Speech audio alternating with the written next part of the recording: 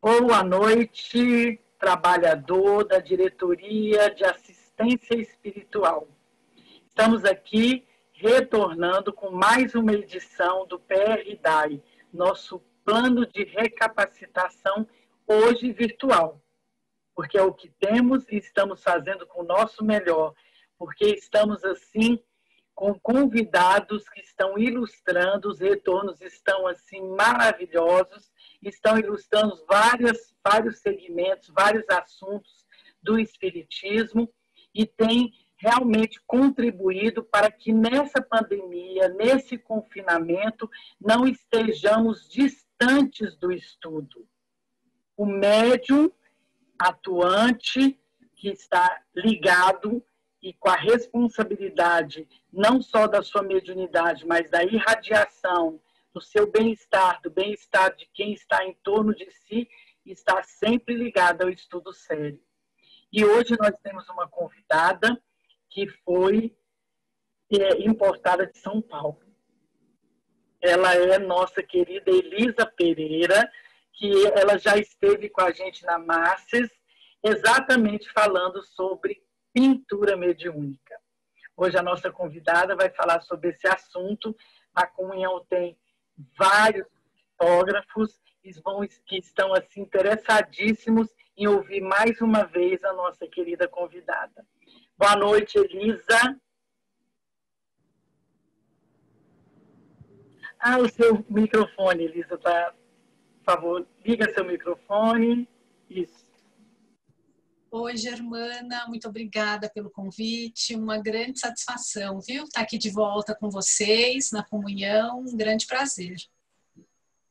Boa noite, Paulo, diretor da DAI, vice-diretor da DAI. Boa noite, Germana, boa noite, Elisa, boa noite, trabalhador da DAI. É muito bacana estar aqui, né, fazendo esse trabalho, que a gente tem que olhar tudo pelo lado positivo. Então, se a gente não consegue fazer o PRDAI presencial, a gente tem a oportunidade de trazer mais facilmente esses convidados que já estiveram conosco, utilizando aí um intercâmbio, né, dos centros espíritas, cada um com especialidade numa área, agregando conhecimento do trabalhador da DAI, além, claro, dos talentos da casa. A gente pode trazer talentos de fora com maior facilidade do que presencialmente. Vamos aproveitar a oportunidade. Não é? Porque olha que coisa boa ser virtual. A Elisa está em São Paulo, no conforto da casa dela, trazendo para a gente um assunto super bacana que é muito interessante. Vamos falar um pouco da Elisa. Elisa é espírita desde 1989, ela entrou no espiritismo através da mocidade no Grupo Espírita Batuíra. Hoje ela coordena o grupo de terapia por meio da arte espírita com fins terapêuticos. Interessantíssimo esse nome, né? Porque a gente sempre pensa assim na arte espírita num quadro na nossa parede, no belo que está ali olhando para aquela pintura mediúnica. Você já pensou, trabalhador na DAI, o que é a pintura mediúnica para fins terapêuticos? O que é isso? Como isso se dá? Ampliando a visão. E a Elisa é uma estudiosa, para falar a verdade, uma cientista espírita nessa área. Ela vai falar sobre isso, mas o estudo dela é tão profundo que ela chegou a publicar, tem uma publicação numa revista científica notável sobre os fins terapêuticos da pintura mediúnica. Então, essa é a nossa convidada que vai falar exatamente sobre esse assunto, pintura mediúnica com a finalidade terapêutica. Então, para você, pictógrafo, comece a olhar diferente a partir dessa palestra sobre a sua pictografia. Então, vamos à nossa convidada. Elisa, a palavra é toda sua, estamos curiosíssimos para descobrir o que é essa terapêutica, né, a pintura mediúnica com essa finalidade. Estamos aqui, eu e o Paulo, com um caderninho. Então, a palavra é toda sua. Que delícia, muito obrigada. Vamos lá. Bom, então, nós vamos conversar aqui. Eu acho que a primeira coisa que eu preciso dizer é que quando a gente fala quando a gente usa essa palavra, né, assim, terapêutica, então nós vamos falar da pintura mediúnica com essa finalidade. Isso está implícito num conceito de tratamento, né? Então, a pintura mediúnica como tratamento. E por se tratar de uma terapia complementar espírita, então, assim, de uma terapia complementar a um tratamento. Aí, vamos seguindo aqui.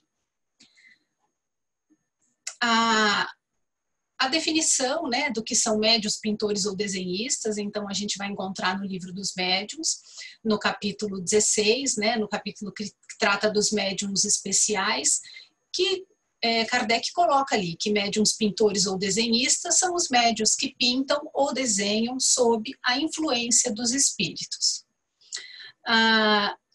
Isso aqui pode parecer assim até muito óbvio, muito básico, mas o que interessa aqui da gente colocar uma definição do que é um médium, pintor ou desenhista?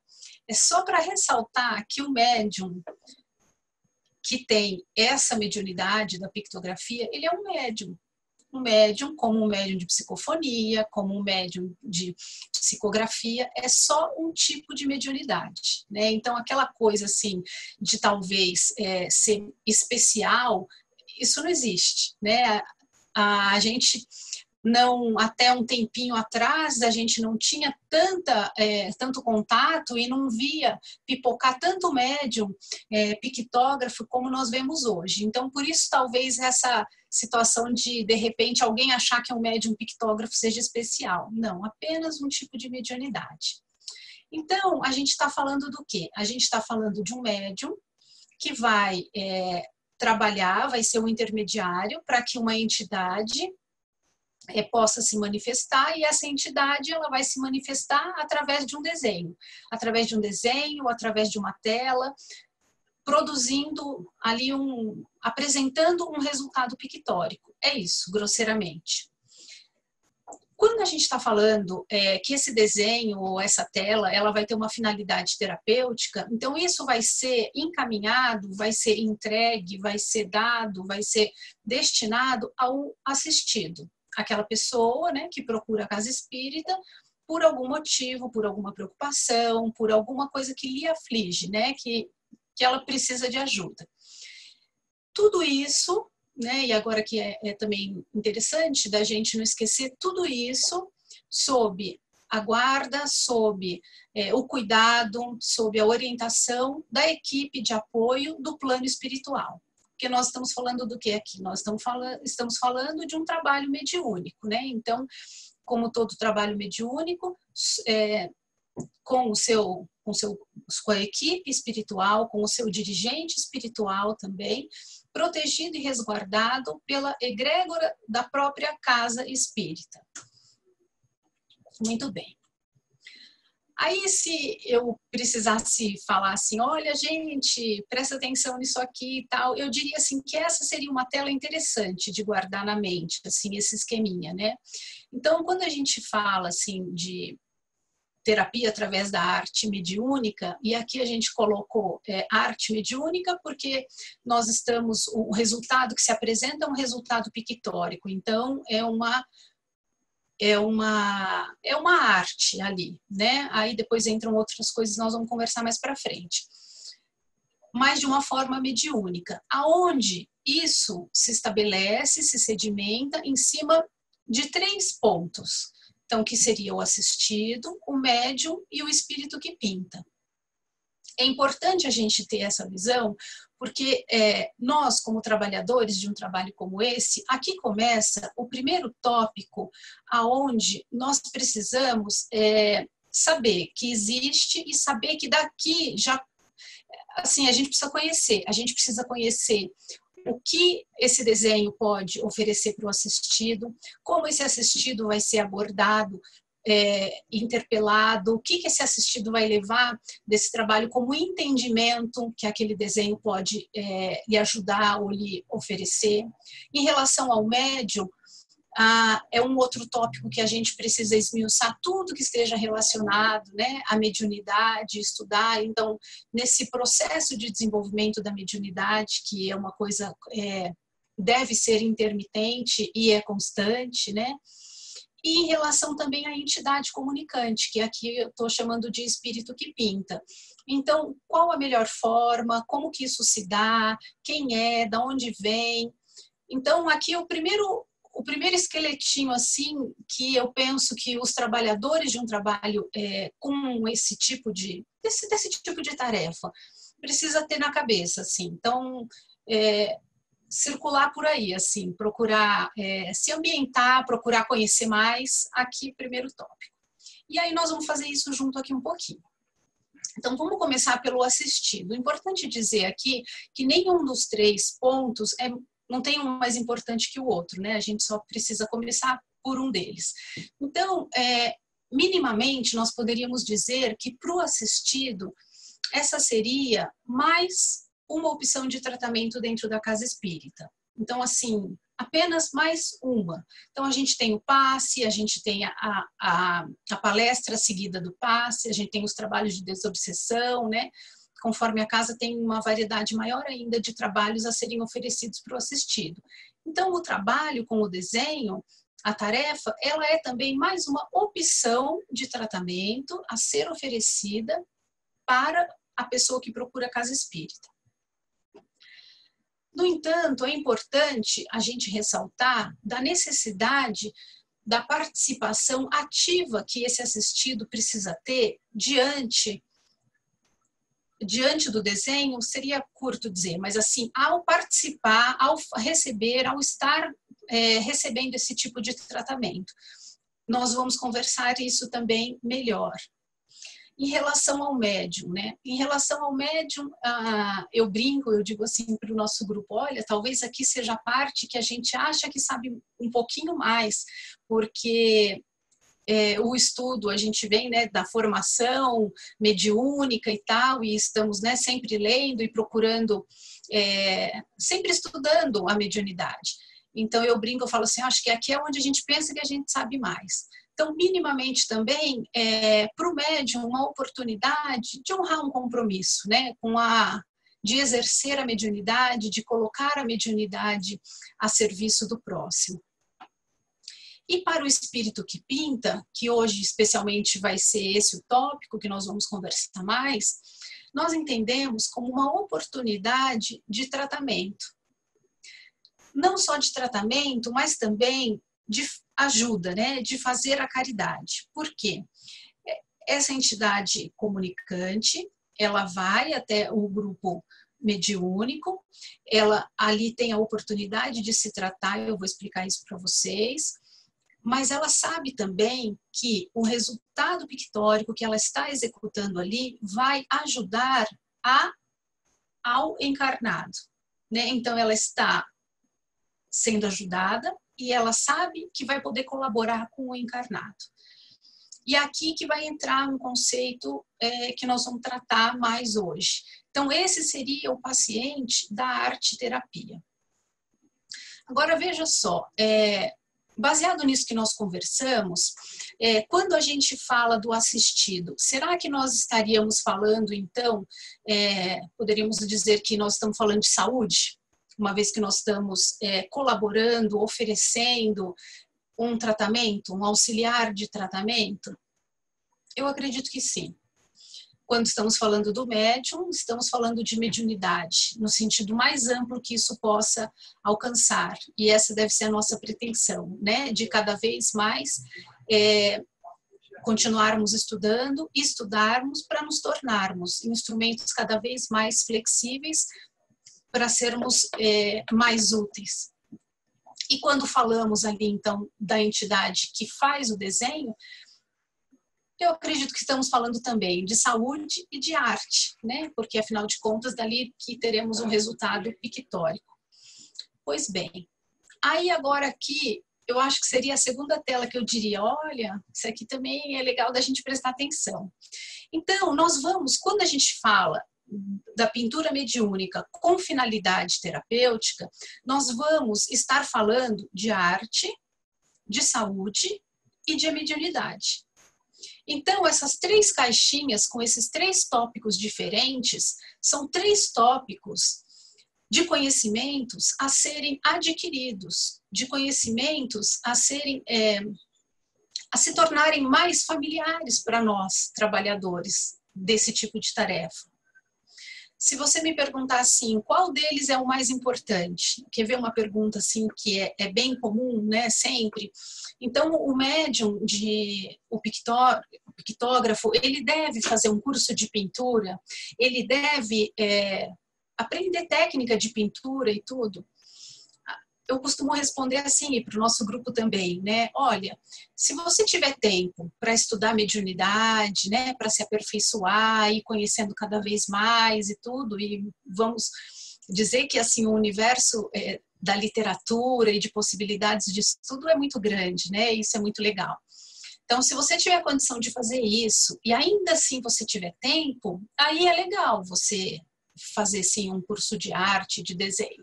Mas se tiver que escolher alguma coisa, aí eu acho que é melhor escolher em relação ao estudo da mediunidade, né? Mas a gente também precisa se apropriar em relação, como eu falei anteriormente, né? Como que isso impacta no assistido, né? No assistido, no paciente, como que ele recebe isso, como que isso pode ajudar.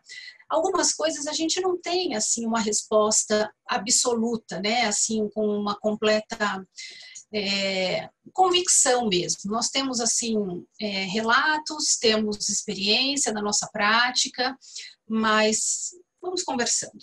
Senão eu vou me adiantar demais aqui. Então, eu acho que aqui a gente junta tudo, olha. Então, a gente junta ali o que seria aquele tripé, né? Então, aonde um médium, trabalhando junto com o espírito, com a entidade comunicante, vai produzir um desenho que será entregue para um assistido, e aí, circulando ao redor disso, arte, saúde e mediunidade, né? Acho que daqui dessas caixinhas e dessas nuvenzinhas, a gente puxa vários tópicos de estudo. É por aqui que eu vou, viu, Germana? Assim, quando vou aqui, o meu esquema todo aqui para a gente ir seguindo no estudo aqui com o nosso grupo é aqui, é cheio de tópicos. Então, quem é essa entidade, né? Quem é esse espírito que vem, que procura esse tipo, que chega nesse tipo de tarefa mediúnica, né? O que a gente conhece mais em relação à pintura mediúnica, vamos dizer assim, o que mais aconteceu nos anos anteriores, no passado, não tão longe, mas mais para trás, são realmente aquelas apresentações aonde o médium onde pintores famosos fazem os desenhos, fazem as telas, né, lindas, belíssimas, através dos médiums. E isso, no princípio, causa uma certa estranheza para o médium iniciante. Então, eu faço sempre questão de falar isso e fica talvez até um pouco repetitivo, mas eu sempre brinco dizendo assim, olha, não é 8 e não é 80, né? Porque, assim, a pintura mediúnica, ela não tem que ser apenas, o médium não vai estar ali apenas para intermediar os pintores famosos, aquelas coisas belíssimas e grandiosas. Não, de jeito nenhum. Eu acredito muito, com muita convicção, que a pintura mediúnica no século XXI, ela tem uma outra característica. Lógico que tudo o que houve, tudo como foi o Gasparetto, quando ele foi o precursor disso tudo, tudo que ele fez, tudo que aconteceu, foi super importante e significativo para o que se apresenta hoje. Mas é de causar, assim, um mínimo de questionamento o porquê tantos grupos novos de pintura mediúnica. Então, a gente fica pensando, e a gente sabe que a espiritualidade não perde tempo, não é mesmo? Não perde tempo, não faz nada à toa. Então, não é só para isso, né? Porque essa ideia de apenas pinturas lindas e grandiosas, isso acaba intimidando o médium novato. E a ideia não é essa. Eu vou mostrar para vocês ali.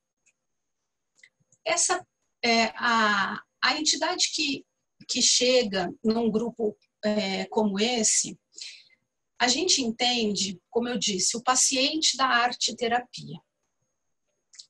é uma entidade que ela vai, assim como a entidade chega num trabalho e se expressa através da psicografia ou da psicofonia, nesse trabalho ela vai se expressar através do desenho ou da pintura. Mas não é só porque ali só tem médiums pictógrafos, porque normalmente tem também um psicofônico e tem o médium de psicografia. É porque para ela é mais fácil. Porque para ela, e a gente não vai saber a condição exata, a forma de se expressar naquele momento é morrão. Então, por isso se apresenta ali. E aí aonde a gente, como eu tinha colocado, aonde existe um trabalho de mútua cooperação, né, entre a entidade que pinta e esse desenho que será entregue para o encarnado. Então, não são apenas pintores que chegam.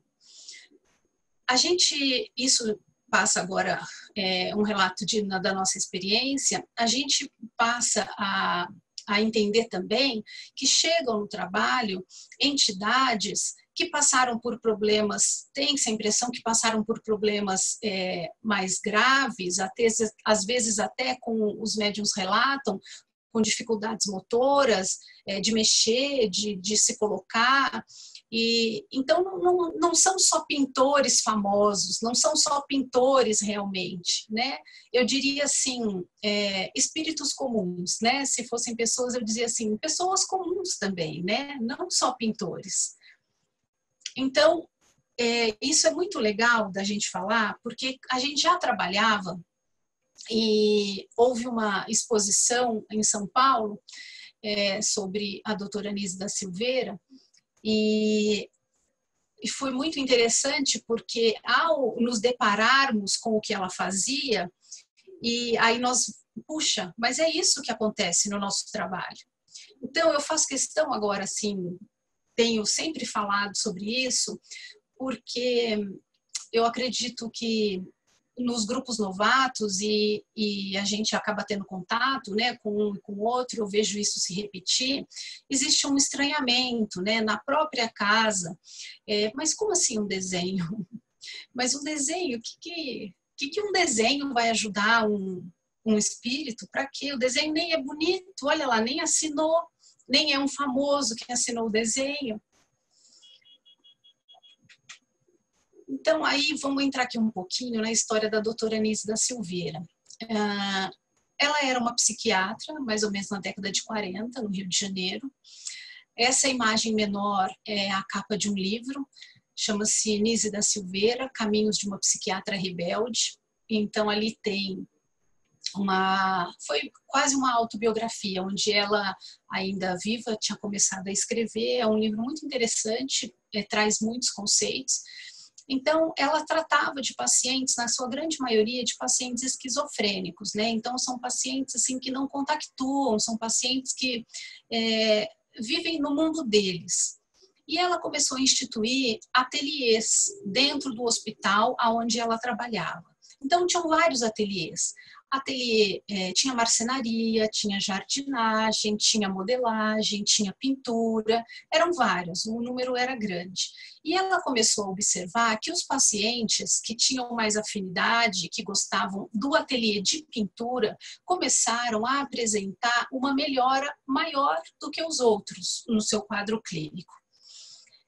E lógico que ela ali, né, conhecia o paciente, então ela conhecia a história do paciente, ela conhecia a história familiar e ela acompanhava o que acontecia com o paciente. Veja só, por exemplo, aqui é uma escrita dela mesmo, relatando, falando aqui sobre um paciente, olha. Então ela estava falando aqui sobre a pintura de um paciente chamado Isaac. Aí ela coloca assim, é flagrante a diferença entre a sua linguagem verbal e a sua linguagem plástica, que era o que ela começou a observar. Então, eles não conseguiam se expressar verbalmente, eles não conseguiam se colocar, muitos nem falar. Mas, através do desenho, estava ali escrita uma história, estava ali contada uma história.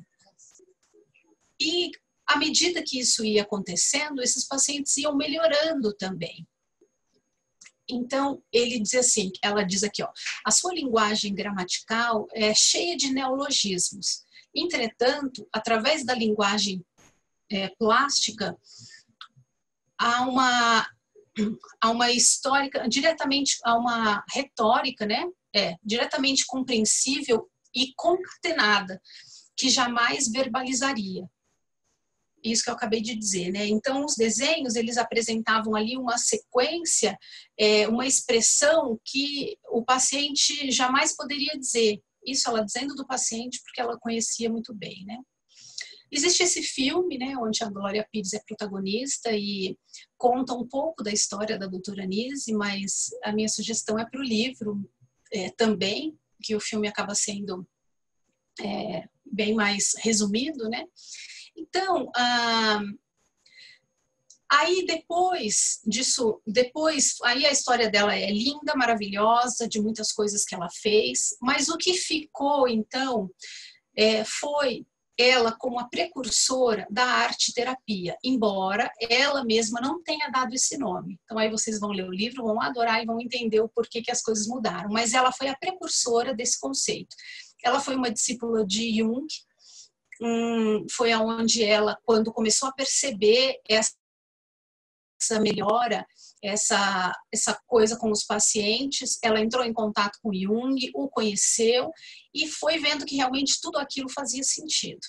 Então, da onde a gente tira que a arte-terapia tem a preocupação de resgatar o poder expressivo e imaginativo dos indivíduos, algo que jamais adoece no ser humano. Então, quer dizer, aqueles pacientes, né? Então, era uma época onde a psiquiatria ainda usava o eletrochoque. Ela era uma pessoa contra esse tipo de tratamento. Então, aquele paciente que parecia que não, como ela disse ali, que não concatenava ideias, que não tinha condição de expressar, né? Não tinha condição de formular uma frase, através do desenho, ele conseguia organizar o seu meio interno. Então, o principal objetivo da arte-terapia é a busca do equilíbrio psicológico do paciente, desenvolver a sua psique saudável e favorecer o contato com conteúdos internos transformadores. Então, quando a gente diz que a entidade comunicante, o espírito que pinta, né, como eu acabei chamando, ele é o paciente da arte-terapia, é nesse sentido. Então, assim, ele, através desta oportunidade de desenhar, ele vai se reorganizando. Então, o desenho é uma expressão do conteúdo inconsciente da criatura, que será representado através de símbolos, formas e cores. Agora, existe uma pequena diferença, né? Aqui, isso é uma cena do filme, onde seria aqui a doutora, com uma sequência de desenhos de um mesmo paciente. E ao colocar ali a sequência de desenhos, ela consegue ler uma história, né? Por conhecer o paciente e tudo que foi lhe acontecendo. Então, aqui é a primeira coisa que eu acho que pode deixar os médiums, pintores ou desenhistas, mais tranquilos. E é muito importante que a gente entenda isso como trabalhador dessa tarefa. A partir do momento que a gente entende o que é a arte-terapia e que essa entidade que pinta é um paciente da arte-terapia, o sentido estético, ele cai por terra. Ele não é a coisa mais importante. Eu diria até que ele não é importante. Não existe. Não tem que se dar importância. Por que eu estou falando isso desse jeito? Porque é assim, o médium começa, ele entende tudo e vai. Aí depois, nossa, mas isso aqui que eu fiz, já começa a ficar já preocupado.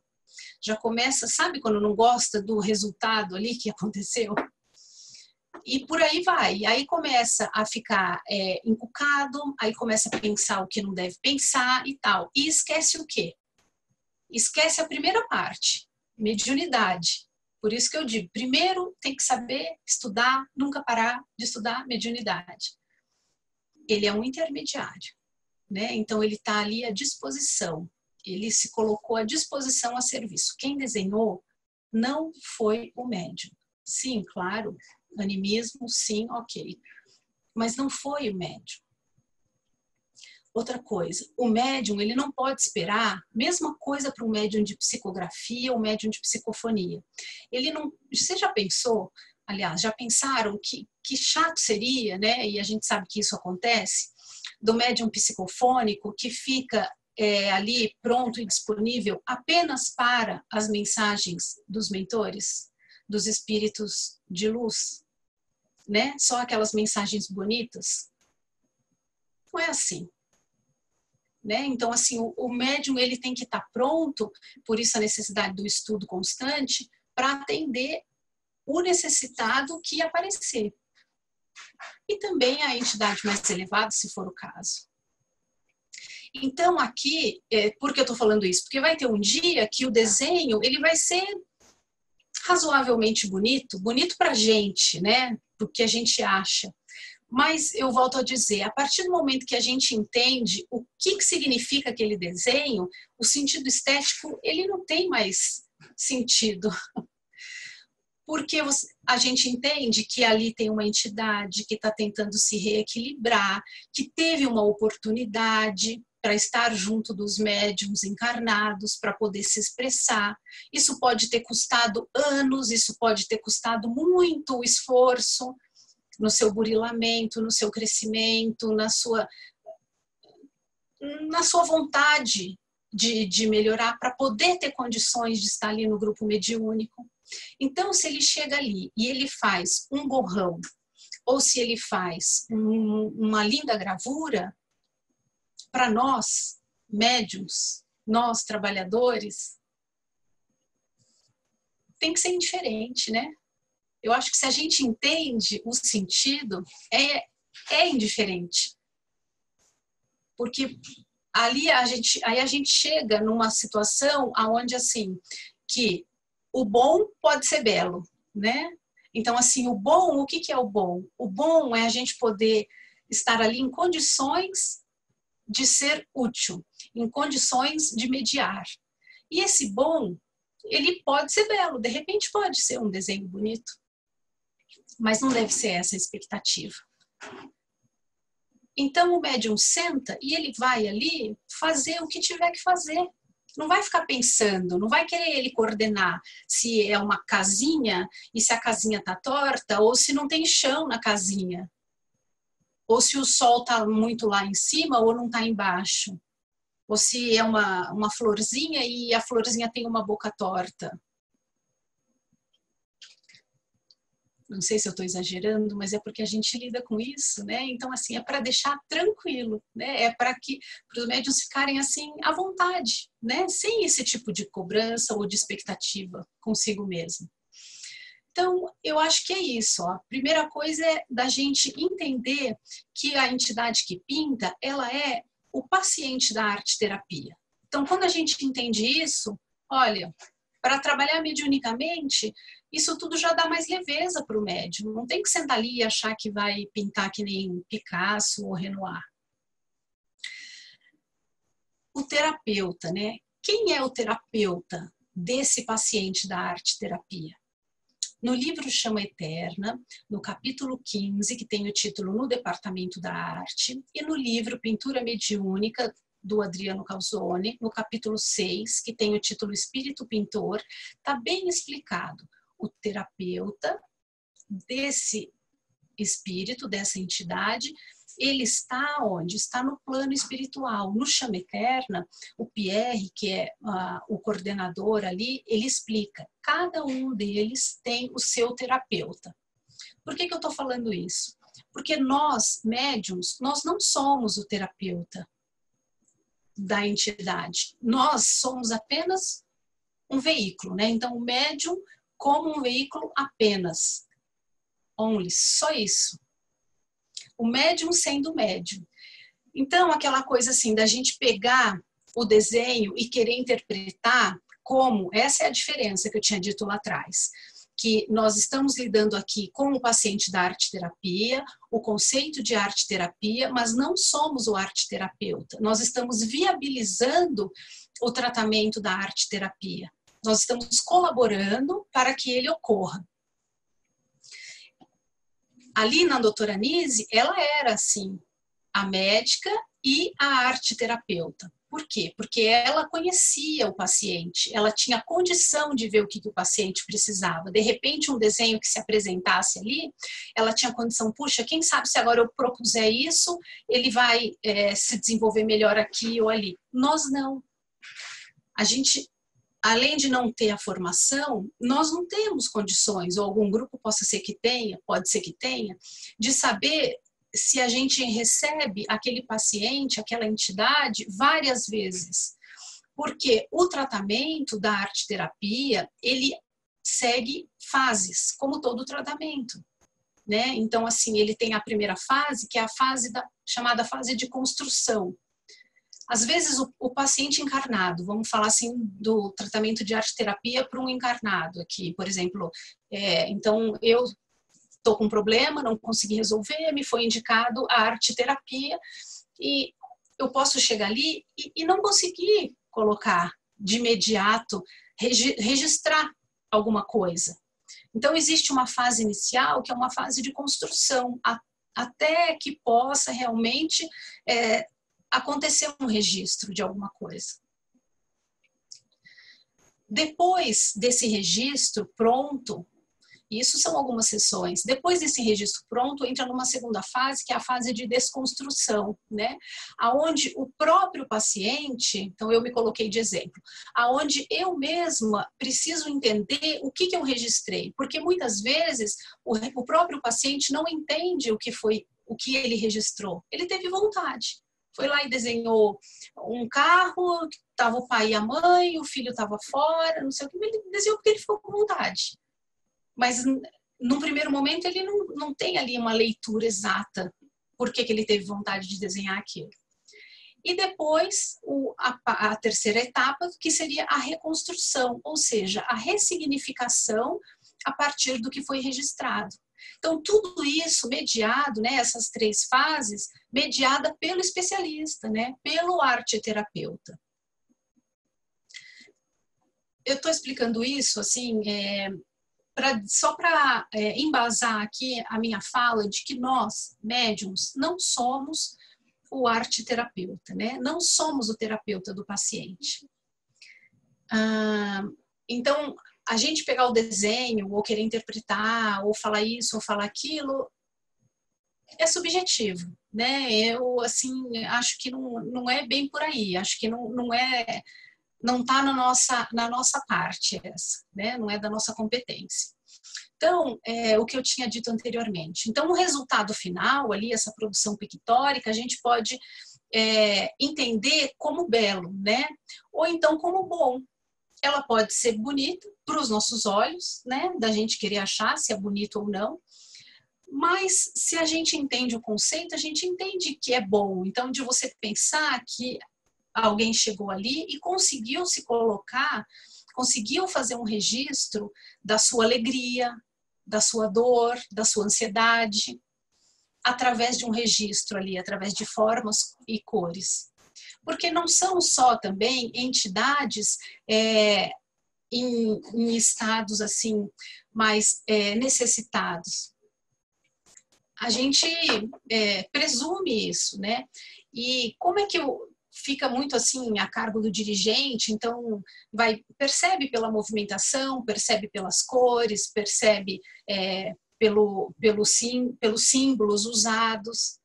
Então, até entidades em estado de menor sofrimento acabam vindo. Nós já recebemos também, assim, e foi muito gostoso, sempre acontece, assim, entidades dizendo que já tinham estado lá no princípio e que agora voltaram mais uma vez, assim, então, de uma forma diferente, né? Mas a gente não sabe, né? Não sabe quando foi, o que fez e agora o que é. Então, eu estou querendo dizer o que aqui, ó? Que, então, a possibilidade de acontecer o belo, né? O que seja ali um resultado pictórico bonito, o que nós achemos bonito, mas o bom, né? Que é de essa oportunidade acontecer, ela existe, claro que existe. Então, não vai ser só coisa feia, só borrão, só rabisco. Não, pode acontecer, né? Então, o arte-terapeuta, ele não traz o seu olhar pessoal para o desenho, né? Isso na prática, né? Na prática clínica do arte-terapeuta, assim, no tratamento com o encarnado. Então, não é o arte-terapeuta, quando ele pega o desenho do paciente, ele não olha e fala assim para o doente, para o seu paciente: olha, então você desenhou esse carro, estava o pai e a mãe aqui e você estava fora, era você, né, que estava aqui fora. Ele não faz isso. Ele vai perguntando: ah, você fez um carro. Eu estou aqui supondo, né? Como eu falei, não sou arte-terapeuta, não tenho formação nisso, mas assim, vai investigando, né? Vai assim, esmiuçando para que o próprio paciente possa se expressar diante daquele desenho, daquele registro que ele mesmo fez. E aí, a partir do que o paciente expressou em cima daquele registro, é que ele vai concluir algo, né? Então, ele interpreta os sentimentos do paciente a partir do que o paciente relatou. Então, a partir das respostas que o paciente deu para as perguntas que o arte-terapeuta fez sobre o desenho, a partir disso é que ele vai falar: ah, então é isso, então é aquilo. Parece que não tem nada a ver, mas é que eu estou querendo frisar, de novo, desculpe a repetição, que nós médiums não somos o arte-terapeuta. Então, eu penso que, eu estou olhando o tempo aqui, eu penso que a gente precisa, quando a gente falar em relação à entidade comunicante, em relação ao espírito que vem para pintar, nós precisamos ter alguns tópicos claros, precisamos saber em relação a esses tópicos, ou então, assim, uma sugestão, coloquei aqui esses 4 tópicos para que os grupos possam conversar, né, para que os médiuns possam conversar entre si e ver se realmente é isso, né. Então, a primeira coisa é essa, em relação ao sentido estético. Qual que é a importância do sentido estético dessa produção pictórica num trabalho de atendimento a entidades desencarnadas? O quanto que o médium espera disso, realmente, né? O quanto que ele imagina que isso possa acontecer? A questão do acolhimento à entidade, né? A gente está ali como qualquer outro médium, não muda nada. É igual um psicógrafo, igual o médium psicofônico. Nós estamos ali para servir, só não muda nada. Não é mais importante, não é mais especial, não é nada disso. A gente só tem um canalzinho de comunicação um pouquinho diferente e que não era tão comum, porque é cada vez mais comum o número de médiums com esse tipo de mediunidade. E que vai atender da mesma forma, pela psicofonia ou pela psicografia são atendidos espíritos comuns, né, assim, triviais, não é só, não vai ser famoso, não tem que ter essa expectativa. É um atendimento de acolhimento, é um atendimento, mesma coisa de onde se faz a psicofonia ou a psicografia. Então, é o médium sendo médium, né? Apenas isso. E aí, como eu disse, esse desenho, essa tela, ela é entregue para um assistido. E aí eu queria deixar uma pergunta aqui para vocês pensarem. Mas como que isso vai acontecer? Então, eu acabei de falar aqui que uma entidade que está ainda assim tentando, está se reestruturando, está se reequilibrando, ela faz um desenho e esse desenho vai ser entregue para um assistido que procura atendimento na casa espírita, um assistido encarnado? Como que é isso? Vou deixar aqui, hein? Então, vou terminando por aqui. Aqui tem os nossos contatos. Nós temos aqui um livro onde nós contamos um pouquinho da nossa história. E estou sempre à disposição, viu? Então, agora vamos voltar lá para a Germana e para o Paulo. Maravilha, maravilha, Elisa. Só começou, né? Porque, pelo que eu conheço do seu livro, está faltando um bocado de PRD aí sobre o assunto. Você aí cutucou, provocou, e realmente você trouxe assim reflexões profundas mesmo sobre essa grande virada, né? Que é a gente entender a pintura mediúnica não só pelo olhar do valor estético. Então você vem e provoca de uma forma bem, bem forte, incisiva, né? Porque deu uma virada, né? E não somos o terapeuta é quem realmente está ali cuidando do que vai ser feito, de quem vai pintar e para quem vai receber. Então, realmente um novo conceito. E você é de 89, eu também sou de 80. Então, a pintura mediúnica era os grandes nomes, nós somos da época de Gasparetto, né? Então, Monet, todos aqueles quadros maravilhosos. Então, é o que a gente tinha de cultura dentro do movimento espírita. E aí, a sua fala é uma fala que não pode ser uma fala solitária, é uma fala que está mostrando o quê? Ei, peraí, essa pintura ela não precisa ter um valor estético, mas ela tem um valor do mesmo trabalho da Nice, que você trouxe essa psiquiatra maravilhosa, Nice da Silveira. Então, ou seja, o trabalho dela é o trabalho que está exatamente descortinando um novo caminho para a pintura mediúnica, que é reorganizar o nosso assistido, o nosso comunicante, reorganizar através da pintura. Então, muito lindo mesmo.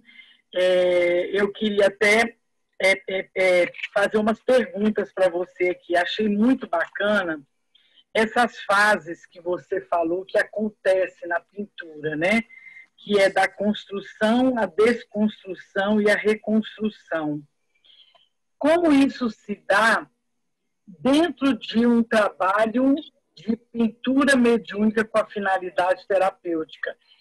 Essas fases todas não se dão num só desenho. Então, isso aqui você está esclarecendo um assistido que vem sendo acompanhado por um grupo, é isso?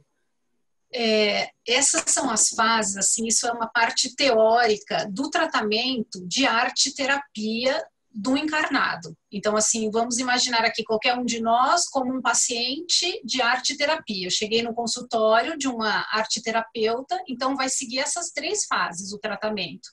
Na verdade, eu coloquei isso aí para mostrar, para fundamentar mais o quanto nós, como médiums, não somos o arte-terapeuta. Porque por serem fases diferentes, isso implicitamente fica entendido que serão várias sessões, várias oportunidades de contato entre o paciente e o arte-terapeuta. Muito provavelmente nós não façamos isso no trabalho mediúnico. Mas se você me perguntar assim, e vocês no trabalho de vocês fazem? Eu vou te responder assim, eu não sei. Pode até ser, mas eu não sei. Por quê? Porque a entidade não se identificou.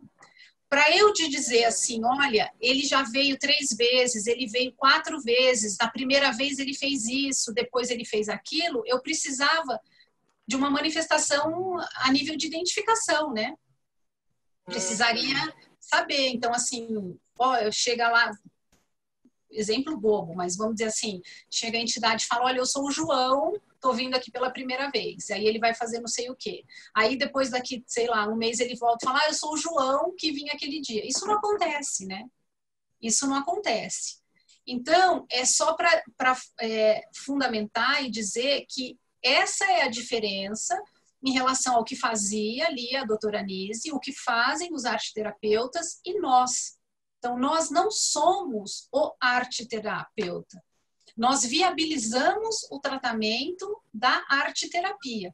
E é importante essa parte, Germana, porque assim, o trabalho com o desenho sempre passa assim por um pouquinho de preconceito, né? Então, assim, você propor isso, eu vejo dos grupos novos que eu tenho tido contato com muitos, então há um estranhamento dentro da casa espírita, mas um desenho vai ajudar alguém? Como é que é isso, né? E sabe, um primeiro momento ainda começam a achar que os médiuns estão assim todos perturbados, né? Que estão querendo se mostrar, né? Porque estão desenhando e ainda acha que isso vai ajudar alguém. Então, o que a gente faz, não inventamos isso, né? A gente, eu digo nós todos, como médiums de pintura, com essa finalidade. Isso vem de Jung, né? Isso vem desse esmiuçar dessa coisa que a doutora Nise fez. Então, eu estava dizendo, né? Quando nós já trabalhávamos, o nosso trabalho já acontecia, já atendíamos, assistidos e tudo, e nós tivemos contato com a história, com o que foi o trabalho da doutora Nise, nossa, mas isso foi tão legal, isso foi tão bom, né? Porque falou assim, olha, por quê? As pessoas perguntavam, mas como é que isso pode ajudar alguém? Mas como que isso ajuda a entidade, não sei o quê? Quer dizer, tudo isso já existia, ó, 1940, Jung é de 1910. E já, então essa parte... eu estou querendo dizer que nós não inventamos a roda, né? Nós, médiums, trabalhos e tarefas, todos nós, não estou falando nós, o meu grupo, não inventamos isso. E a gente tem que se valer disso, né? A gente tem que se valer desse estudo, de pegar o que já é válido na ciência e ver aonde que está a semelhança com o que a gente faz. Porque... esse tópico, né, esse tema da pintura mediúnica, ele ficou meio à parte, né? Existe, assim, num primeiro momento, um certo preconceito com esse tipo de mediunidade. Bobeira também, né? Pura falta de conhecimento. Então, cabe a nós também, como trabalhadores nessa tarefa, de tentarmos até nos organizar e mais ou menos, assim, tentarmos minimamente falarmos uma mesma linguagem para nos tornarmos mais fortes, né? Para que possam entender que é um outro momento, né? Eu costumo dizer assim, a pintura mediúnica do século XXI é outra, né? Não desmerecendo jamais, né? O que já houve, não desmerecendo jamais, né? Lógico, cada grupo trabalha do seu jeito, né? São vários os médios e os grupos que trabalham nesse modelo, mas a gente precisa estar mais permeável com essa mudança. Então, assim, eu pergunto para vocês, por que tanto médium de pintura pipocando pelo Brasil todo?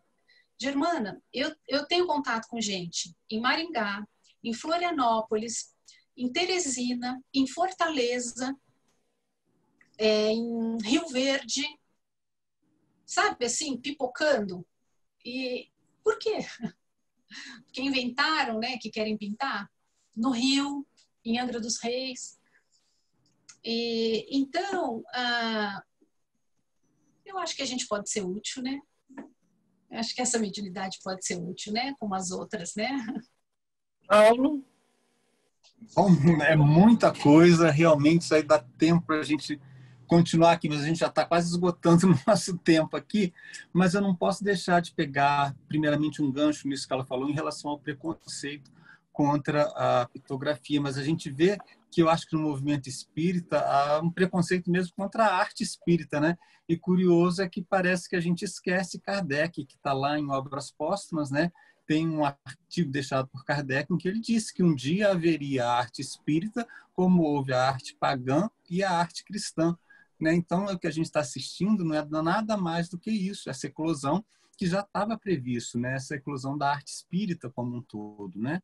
Agora, um outro ponto que eu achei muito bacana foi quando ela falou que, quando possível, sem prejudicar o estudo da mediunidade, que é interessante que o médium também procure o desenvolvimento das próprias habilidades de pintura. E isso também a gente sabe que é muito mais fácil para o espírito se expressar através de quem tenha aquele recurso já desenvolvido, né? É o mesmo que acontece com um orador espírita que vai fazer um curso de oratória, um dialogador que estude as técnicas de doutrinação, ou um passista que estude as técnicas do magnetismo e tenha conhecimentos de anatomia, por mais passivo que ele seja nas mãos dos espíritos, vai ser muito mais fácil a atuação do espírito quando ele encontra ali um instrumento afinado para se expressar. Então, achei esse toque bastante interessante. E a pergunta que eu queria fazer mesmo, agora chegando nela, era realmente no ponto que ela parou. Foi justamente onde a Elisa parou, dizendo que, e aí, né? Eu estou ali com uma pictografia, eu não sou arteterapeuta, mas aquilo ali está por um assistido. É claro que o assistido vai me perguntar o que significa isso e o que eu faço. Eu não sei se você consegue responder isso agora, você deixa para um futuro, mas a minha pergunta era essa, e além disso, já adiantando, também saber para o iniciante como é que se tem algum sinal característico de que eu tenho essa mediunidade de pintura, ou se é só um desenho, uma mania minha, vamos dizer, de estar lá na mesa, eu pego o lápis e começo a querer fazer um risquinho ou outro, se tem alguma coisa mais específica que possa identificar essa mediunidade no iniciante. Adorei. Os desenhos de Germana. Quando eu pego um lápis, eu faço uma casinha ou aqueles gatinhos, aqueles gatinhos e uma arvorezinha. Eu, com certeza, isso não é pictografia. Não, adorei essa parte, Paulo. Você vê como essa questão da mediunidade, do estudo da mediunidade, ela é prioritária? Porque, veja, vamos colocar uma situação real, né? Então, eu estudante nos cursos de formação de médium e estou na aula prática. Então, se eu estou ali num ambiente preparado, se eu estou na aula e eu tenho vontade de fazer uma casinha, eu que faço essa casinha, né, assim, com maior tranquilidade e liberdade do mundo. Mas eu preciso saber mediunidade, eu preciso saber que eu estou ali naquele ambiente, eu preciso saber que eu, sabe? Então, eu sou bem chata aí, você falou, né, realmente aprimorar a técnica e tal, até mesmo saber lidar com o material, porque às vezes o material é caro, para não desperdiçar. Mas eu sou super chata, assim, eu digo, não, tem que estudar a mediunidade, isso não acaba nunca. Porque aí você não tem essa dúvida, né? Então, isso vai sendo aperfeiçoado, né? É sintonia, né? Você, igual quando você sente aproximação para uma psicofonia. Cada médium sente do seu jeito, mas existe ali uma identificação prévia, né? Não pega e já blá, blá, blá.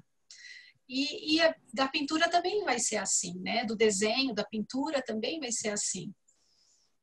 Então é assim que eu falo, né? Agora, a outra pergunta eu posso respondendo também, Germano? Pode, claro. Olha, essa resposta da Elisa, ela criou um problema em mim, que agora eu vou desenhar as minhas casinhas. Aguarde. Olha, você sabe, assim, só para ilustrar, porque é uma coisa que os médiums, eles ficam com um receio no princípio. Quando a gente recebe, né, um trabalhador novo, a gente faz ali um tempo que a gente chama de atividade de alinhamento. Então, há um certo constrangimento. Nossa, mas não tá bom, mas tá torto. Não tem essa. Não tem essa, né? Então, vamos descer do pedestal. Então, não somos nós, né? Quem nós estamos aqui nos colocando à disposição e deixa rolar, né? Não vai sair rabiscando a parede, né? Mas, assim, à vontade, né? Nem a mesa mediúnica. Porque isso é uma questão de ajuste, né? A gente percebe muito no princípio também movimentos assim, fazer muito círculo, igual criança quando está começando a escrever, né? Que vai fazendo as letrinhas sempre repetidos. Me fugiu agora o termo. Mas movimento de coordenação, assim, tem um nome específico, esqueci o termo agora. De ir ajustando. Motora fina. De ir ajustando o movimento e tudo. Olha, o meu primeiro desenho, eu estava no curso de formação, né, mediúnica, então era o último ano, e era a parte prática destinada a um exercício de psicografia. E aí a professora, a instrutora deu lá uma folha de sulfite, um lápis, e a carteira, né, aquela carteira que tem no braço, assim, que põe eu parada ali, assim, de olho fechado, eu fiquei enxergando uma bonequinha, com vontade de desenhar uma bonequinha. Parecia uma Emília, lembra do sítio? Uma coisa desse tipo. E eu, ué, por que não, né? Então, eu acho que é assim, a gente tem que saber o lugar, o ambiente, né? Então, quando você tem os recursos da fundamentação em relação ao estudo da mediunidade, isso dá tranquilidade para o médium, né? Isso dá embasamento para ele poder ficar mais permeável. E aí saiu uma bonequinha bem tortinha. Elisa, pois é. Então agora você me cutucou para valer, né? Porque veja bem. Agora ela me cutucou para valer, porque agora eu fiquei com a dúvida, né? E ela não vai me deixar com essa dúvida e spoiler para o próximo capítulo. Veja bem, a Germana vai lá fazer a casinha dela. Mas eu estou sendo Germana ou eu estou sendo médium? Porque, veja bem, eu conheço as suas pinturas. Ela não mostrou aqui pra gente. Mas as pinturas dela, eu tenho uma aqui em casa. É uma coisa belíssima. Eu sei que ela não gosta que a gente vá para o sentido estético da coisa. Mas por quê? Porque ela seguiu o que ela está orientando a gente. Ela foi estudar, ela se aperfeiçoou. Então, lá vai a minha pergunta a queima-roupa, Elisa, porque a gente aqui é dessa, entendeu? Como eu posso saber se é a minha vontade de ser pictógrafo desenhando a casinha ou se realmente eu tenho uma tarefa com a pictografia para ser esse agente, esse intermediário que vai estar a serviço de um terapeuta, que vai trazer ali. Porque isso que eu queria explicar, é a minha próxima pergunta. Eu vou fazer duas perguntas em uma, que é aquele trabalho em que o espírito se organiza através da minha pictografia, né? Ele está se organizando e aquilo ali serve a ele mesmo. O pictógrafo chega no final, guarda. E tem agora esse novo trabalho, que é a vertente fabulosa, que é essa que o médium pinta e entrega para o encarnado. Então, entre a pictografia do estético e do belo, teve essa que o pictógrafo pintava ali, ele organizava o pensamento do próprio espírito utilizando o médium, e agora temos essa que é a mais atual, que pinta para entregar para o encarnado. E aí eu coloco as duas perguntas no mesmo bojo. Como eu posso saber se é a Germana fazendo casinha ou se realmente é uma pictografia que ali vai crescer, vai se desenvolver, vai se educar para realmente eu ser médium? Olha, a gente precisa ir assim bem devagarzinho com os médiums. Isso é minha opinião, tá? Assim, é bem devagarzinho com os médiums pintores ou desenhistas. Então, vou te falar como a gente faz. Então, a partir do momento que o médium tenha uma vontade ou ele vem do estudo básico, que ele já está desenhando, então ele chega conosco e aí ele vai participar do que a gente chama de uma atividade de alinhamento, onde ele vai conhecer o que é o trabalho, qual que é o objetivo, o porquê, o para quê, tudo aquilo. O mais triste é que a maioria chega achando mesmo que ser médium de pintura é especial, né? Então, não é. E aí, a gente faz isso em cerca de 2 meses. Aí, depois de estar ali tudo alinhado e tal, aí ele vai para a sala mediúnica para trabalhar com o grupo que já trabalha. Mas ele não passa a atender os assistidos imediatamente. Então, aí vai mais um tempo e depois só ele começa a atender os assistidos. Então, nesse tempo, a gente vai observar como a coisa acontece, como se dá. Nessa atividade de alinhamento, é muito importante. Eu acho bem assim, foi muito legal você perguntar isso. A gente tem uma parte, essa atividade ela acontece como um trabalho mediúnico.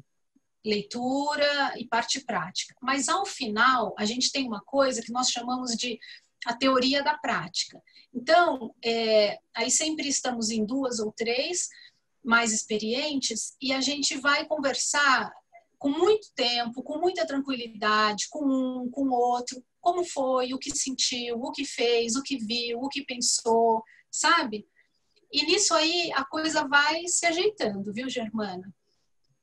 Mas, mas todos, por exemplo, assim, porque a gente sabe que na parte no início, o principiante da educação na mediunidade, a priori ele explode alguns em várias mediunidades, até que a mediunidade tarefa, como diz o Divaldo, ela permanece.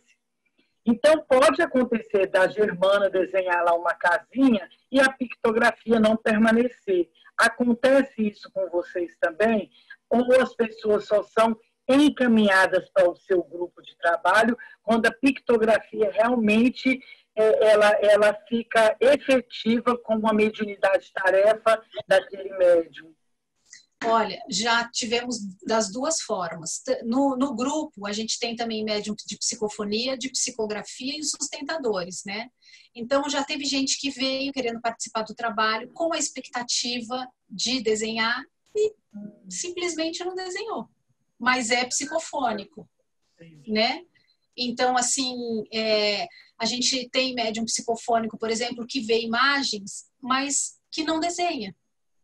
Então, narra, assim, o cenário, tudo, e não desenha. E ainda expressando, assim, a vontade de poder colocar aquilo no papel, mas não faz, né? Então, isso é um outro, eu acho que isso também é uma outra coisa interessante, né, de falar, né? Não é porque é um trabalho de pintura que só tem médium pictógrafo, não, né? Tem também psicofônico e tem psicografia. Isso também acontece. E é interessante porque a maioria das psicografias, eu acho que posso falar em 99,9%, são todas relacionadas com o trabalho da pintura. Então, assim, de entidades que já estiveram ali e depois voltam contando, de entidades que chegaram. Então, às vezes teve uma vez que foi até, assim, engraçado, assim, a entidade dizia assim, por que eu tenho que fazer aula ainda? Eu vou ter que fazer aula, bravo, né? Eu vou ter que fazer aula. Olha como elas pintam, cada coisa feia. Eu pinto muito melhor e vou ter que fazer aula. Então, assim, braveza nesse grau, assim, sabe? E outros, assim, a gente tem uma narrativa de que esse trabalho se dá no plano espiritual num jardim, né? Aonde ficam ali os alunos pintando e os professores passando para lá e para cá. E isso foi também uma coisa gostosa da gente ouvir, porque sempre acaba tendo, as primeiras vezes quando ouvimos, foi uma coisa muito gostosa, porque tem esse tipo de narrativa nesse livro Chama Eterna. E quando eu li esse livro da doutora Anise, né, a cena, só uma semelhança, não tô, mas eu gostei quando eu vi. A cena de quando o ateliê de pintura, muitos momentos, ela levava para o jardim do hospital. Tudo muito simples, né? Um hospital psiquiátrico público na década de 40 no Rio de Janeiro. Mas era, assim, médico passando para lá e para cá, enfermeiro e os pacientes lá desenhando, né? Então, voltando para a sua pergunta, acontece, como também já aconteceu, de trabalhadores chegarem, né? Parece estarem assim muito bem, mas isso também é uma rotina no trabalho mediúnico, bem entrosados, bem afinados, e de repente não dá mais certo de ir no trabalho. Então, finalizando, já passo para o Paulo, minha última pergunta, porque eu sempre preocupo com o médium neófito, né, que está começando. Porque você já é uma pictógrafa, que você já tem um trabalho belíssimo, mas aquele iniciante, que é a Germana da casinha, né? Qual é o fiel da balança para saber se é a minha vontade ou se realmente eu sou pictógrafa? Porque, como eu não tenho essa habilidade, eu não sei dizer exatamente, por exemplo, se fosse psicofonia, eu poderia falar, mas como é que você sabe que você é realmente tomado e que aquilo não é seu? Que aquela casinha não é sua? E que você está sendo médium? Como é isso? É o braço? É uma imagem que vem? Como é isso? Então vamos lá, algumas dicas e não serão todas, né? Algumas pistas e não serão todas, né? Por favor. Então, por exemplo, a vontade de desenhar e você não sabe efetivamente se a sua mão está indo para a direita ou para a esquerda, né? Então o braço vai e você não sabe ali exatamente o que vai sair, ou então vai pintar uma coisa e você não sabe se vai pegar ali na caixa de lápis ou na tinta, você vai pegar o azul ou o verde. Você percebe que você não está exatamente no controle, né? Uma vontade mais frenética de fazer, ou de desenhar, ou de pintar. Uma outra coisa comum, assim, isso também muito comum, assim, para todas aqui nos nossos relatos dos nossos trabalhadores, fica mais permeável a cores, a harmonia de cores, a cores. A gente aqui acaba tendo uma característica de sempre ter muitas plantas, muitas flores, né? A maior porcentagem dos desenhos acaba sendo nessa temática. Então, de ficar mais permeável à natureza, de passar assim num lugar que você está sempre passando e de repente você começa a prestar atenção naquela folha, a voltinha, a florzinha, a árvore, desse jeito. E aí depois cada um vai identificando, né? Igual o médium psicofônico, quando sente aproximação, né? Ele tem ali uma sensação inicial. Mas eu penso que isso não deve ser a preocupação. Eu acho que isso deve ser natural. Depois você vai ajeitando isso, depois você vai sabendo. Não vai querer se colocar para fazer isso em casa, né? Um médium novo querer testar isso em casa, não. Mas dentro da casa espírita, num trabalho sério, né? Onde você está ali sob a proteção da egrégora do trabalho e da casa, é o ambiente para se colocar à disposição e ver o que acontece, né? E aí essa sintonia ela vai se ajustando em relação à intensidade, em relação ao que sente, né?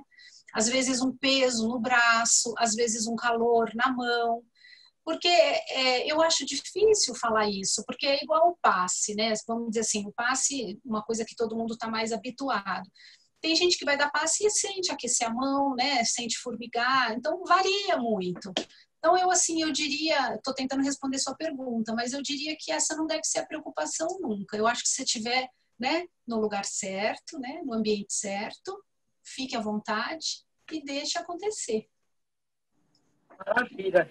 Olha, ela acha que não deve ter preocupação, mas eu sinto que alguns trabalhadores da DAI, que estão lá na educação da mediunidade, que amaram essa minha pergunta. Não foi, gente? Porque eu teria essa preocupação se eu estivesse começando a fazer meus pequenos rabiscos.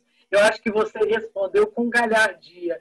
Tenho certeza que você tirou a dúvida de muita gente ou confirmou a pictografia em muita gente. Paulo, olha, uma coisa... Posso falar só uma coisinha nesse sentido? Sabe uma coisa assim que eu sinto falta? Não sei para vocês, mas, por exemplo, quando a gente está no curso de formação, a gente tem aula sobre psicografia, sobre psicofonia, né? Tá lá no livro dos médiuns, sempre vai ter alguém mais experiente que chega e conta. Então, eu acho que essa questão da pintura, ela também precisa ser acrescentada nessa época de formação. Porque se você pensar, o aluno, quando ele está ali, ele não conhece a psicofonia, não conhece nenhuma das mediunidades. E depois ele vai começar a ter um contato, mais leve ou não, com uma ou outra. Então, por que não também essa questão, ainda mais para as nossas casas, né? A nossa aqui, a sua, que tem trabalhos com esse tipo de tarefa. Tem que ter, né?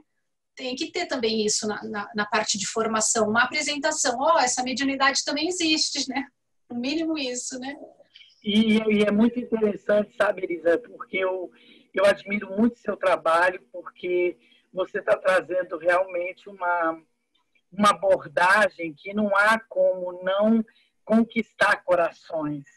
Porque eu sou de uma época de 40 anos de espiritismo, que eu presenciei isso em grupos mediúnicos, que o pictógrafo lá pintando, aí, o que você viu? E você, o que escreveu? O que foi a sua psicofonia? Qual foi a sua vidência?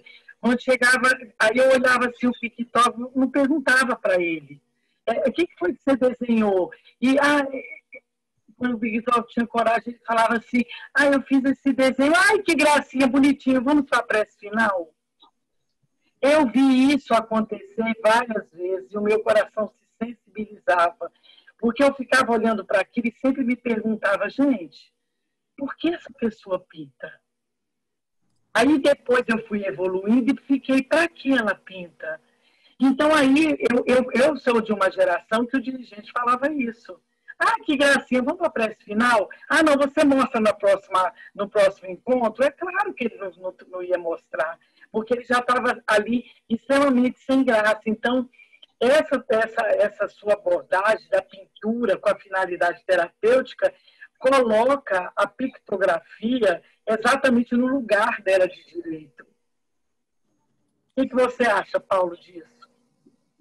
Eu achei bastante interessante e gostei do que você falou, que era exatamente essa a colocação que eu ia fazer em relação aos dirigentes, que esse nosso papo aqui fique de alerta aos dirigentes, né? Quando identifiquem isso nos médios, que deixem fluir, porque a minha colocação é que isso não acontece só nos grupos de educação da mediunidade. Por essa falta de estudo durante o preparo, né, do médium, enquanto ele está lá no estudo da doutrina, justamente tem médiuns hoje que estão nos grupos de desobsessão, médiuns já antigos que podem vir a sentir essa vontade de se expressar ali através da pintura, do desenho. E isso aí não é uma dúvida só de quem está começando. Médiuns antigos também podem vir a ter isso, já podem ter sufocado essa vontade que apareceu por não entenderem.